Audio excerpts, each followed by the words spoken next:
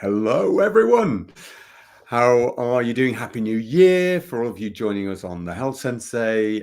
Happy New Year again to everybody who joined us last night and again tonight for Raw Pet Medics. But I have the wonderful Rowan with me tonight. Oh, Happy New Year! I feel like you're a man with many mistresses, Brandon. Actually, I have to say that in context. Sorry, Yeah.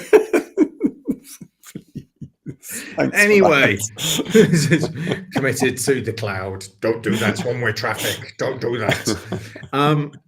Yeah, it's very exciting. Welcome to 2024. Yeah. We are going to, I think tonight, so many people make New Year's resolutions. And we talked last time a little bit about maybe dropping some alcohol and doing some other things for our health. And I'd really like to maybe touch on, what we should do more of, what we should do less of, things that we should bring in, things that we may want to drop, things that you feel are, great for health. Things. What would you like to talk about? Anything that is really grabbing you for the 2024? What's your? Well, funny you say that, Brandon. What do you mean? It wasn't planned? No. I am bad double take. I am more excited about this new year and what is in the hopper than I have ever been before. So there's that. But I'd like to reframe this because obviously, whilst you've been busy saving animals' lives, I've been working in functional medicine and nutrition space, but also doing a lot of coaching, for performance coaching and health coaching. And I've always found that the changes people make are far better and far more sustainable when they come from a place of self-acceptance. So I'm just going to share with you what I mean about that. Okay. It's far better to actually say, do you know what? I totally accept myself for who I am, good and bad, or whatever it is. And it's got me to where I am. But it's not going to get me to where I want to go. So what do I need to change to take me from where I am now to where I would like to be? What am I really excited? And when you see it through that framework, people tend to actually make change because they're incentivized and they feel positive about it rather than them doing it out of guilt or duress or what they feel that they should be. This whole what you should be and what you shouldn't be and shouldn't eat and clean and dirty and this way and that, it's actually a load of fucking psychological baggage. Absolutely. And it'll just weigh you down. It will weigh you down 100%. You need to kind of release all of that chat and just go, do you know what? I'm great. I'm a nice person and I would like to evolve. And this is what I'm going to do. So there you are. That was my little 3 minutes of free coaching that nobody asked for. Hopefully it resonates though. It comes from a good place and you will be surprised at the difference it makes. And I've seen people go from hobbyist to world class, whether it's actors or poker players or whichever, just by accepting that point. So that's why I thought it was worth making. And from a point of view, so we had an interesting comment because we talked a little bit about hydration because you're picking up the water as I am, we had a comment last week with regards to somebody wanting to really know about how they can assure themselves of water. They're seeing, filters left, right, and center. There's, we talked a little bit about Giardia last week. Oh yeah. And how to avoid it. And realistically, there are some filters out there, but they may take out a lot of minerals that are within that water if you've got really strong filters that take out just about everything. So purification to the nth degree. Yeah. There's some filter systems they've seen available in the US. Is there anything in the UK that's, equivalent? What sort of filters are we looking at? Why would we even filter them? And is there anything that we should add back if we are filtering our water? So I know that you've looked into this a little bit on the human side. Any little shots for that very base layer of filters for water? Well, we know how important water is. Well, I think we're going to go back to the first question, which is what we're excited about in 2024. But I know I've been ushered through this corridor of questions. So here we go, because I want to know what you are excited about, Brendan. This is where key, turning around in the interviewer's chair. But on water, I've got to say my information's a little bit out of date. Why? There's only so many things I can keep up with. And at the moment, we're in rental accommodation. And I know we're going to be in rental for another year. So all of these things, it's such a fast evolving landscape. And it really depends on several things. But the last time I looked, which was about 18 months ago, reverse osmosis was generally accepted as the best way to go. There is not a single definitive answer. It's, for instance, I was looking at home purification machines, and there was a guy who'd launched one in the US for air purification, and it was incredible. It neutralized viruses. It was a small tower. It was about $400. It was actually technology which they'd used on one of the space shuttles. And not only would it neutralize odors, it would send out negative ions. It would identify that. It was amazing. They stopped making it. There's nothing as advanced anymore. So the landscape, my point being, the landscape is constantly changing. When I last looked for water, reverse osmosis was the way to go. I would be interested to look into that again.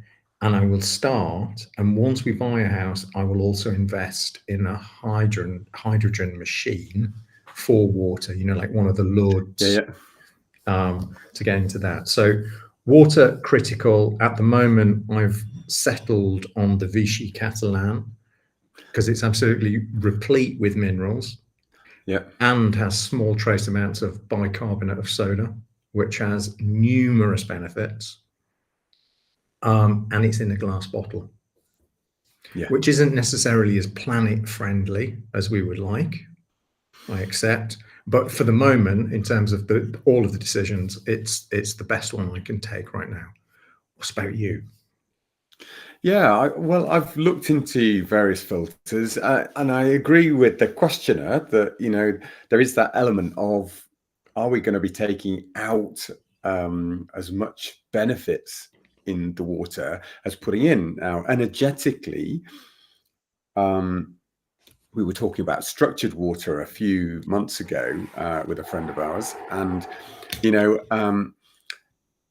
how you can place a energy frequency back into water, which actually improves the uptake, not just of the water, but also any minerals within it through into the body. Now, it's really interesting because actually, when you then look at a lot of the filter systems, initially, yes, there's the reverse osmosis, there's ceramic filters, there's then the carbon filters, there's then usually at some point there is some electrophoresis stuff to take out some of those horrible bits. There's putting UV light through them to take out the viruses and bacteria. Each of those stages has the potential to restructure the water without any true understanding of what we're putting in to that end result. So as with you, it's interesting. Sparked up, a new interest in wow, there's all of these filters, and I can totally understand, especially, you know, as you were saying, if it comes from a local borehole that constantly gets ridden with stuff from the mountains, that, you know, where there's or a lake where there's loads of birds and it's just barely filtered to get to you, and there's issues there, then of course, you know, filtering out those bacteria, those giardia, you know, the protozoal diseases, is essential to help health. But actually, there then comes a point beyond that, which you then start to question, actually, what are we doing to that water in the end result? So you sometimes then think, actually, are we just better getting bottled water, you know, that's assured for us? But then we still don't know what they've done to get to their No, position. agreed. 100%. And I think you've hit on what should be our first manufactured product, where, as the health sensei, which is an advanced filter, which has with it, at point of dispensation, a structuring device which you can actually set to either hydration or detoxification. I know we don't like that term, but I'm saying it. Excuse me. And I think that would be a one-step unit that people could actually put into their house, because, you know, where we live is one of the world's largest migration sites. You know, we're surrounded by natural park. Everybody says natural, amazing, away from pollution. Things which are really inimical to health don't just have to be chemical or synthesized. You know, parasites, bacteria from birds, from vultures. We've got a huge, huge colony of vultures here. You know, they're not known for clean habits. Mm-hmm. You know, Wow. so we do have to be very careful about just associating it's natural with it's good for us.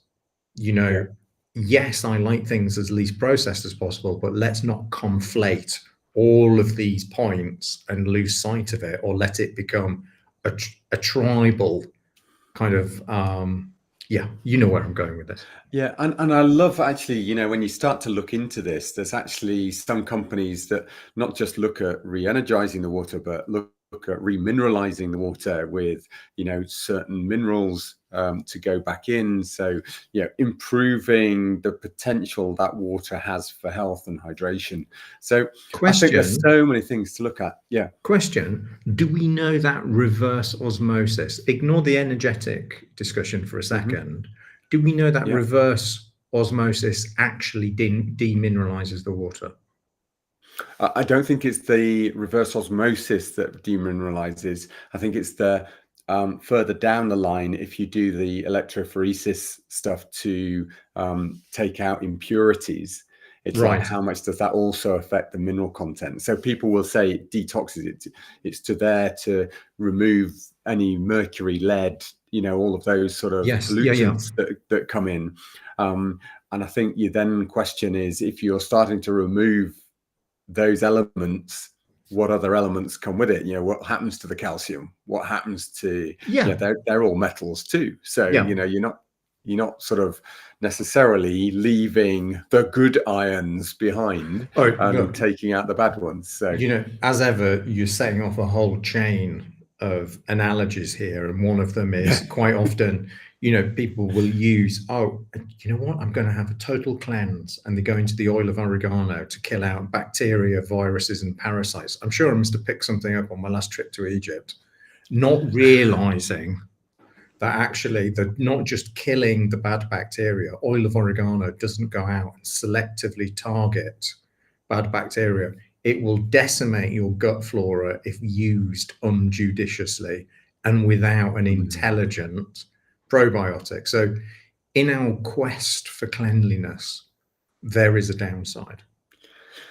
So the out in the ether somewhere, somebody must have been thinking that you were going to say exactly that, because appeared on my social streaming the other day was exactly that, making an oregano and lemon tea as a way of enhancing your health. And I was thinking, wow, Oh, that's that's quite, a broad-reaching herb to be taking in teas on a regular basis. Of course, if you're suffering illnesses from your friends and family that come to visit, and I was thinking, wow, I wouldn't want to be taking that nonstop because there's going to be consequences. Yeah, 100%. And of course, it's great to have a strong immune system, but just as important, you have to have this flexibility and one that's reactive. If it's constantly being stimulated, it can become either hyperreactive or Yeah. you can actually drain yourself. Mm. So, all of these things are the subtleties of health, which we'll be diving Yeah. into much more this year. But Brendan, let's go back to the outset point. Well, before we do that, I'm just going to stop and start again because for some reason it's just detached ourselves from the server and has just warned me that we've stopped online, which we truly have. So I'm just going to stop and restart and it should come back up. Okay, because it did say host joined a couple of moments ago. I was like, oh, what's happened there? Well, let's just have a look and see.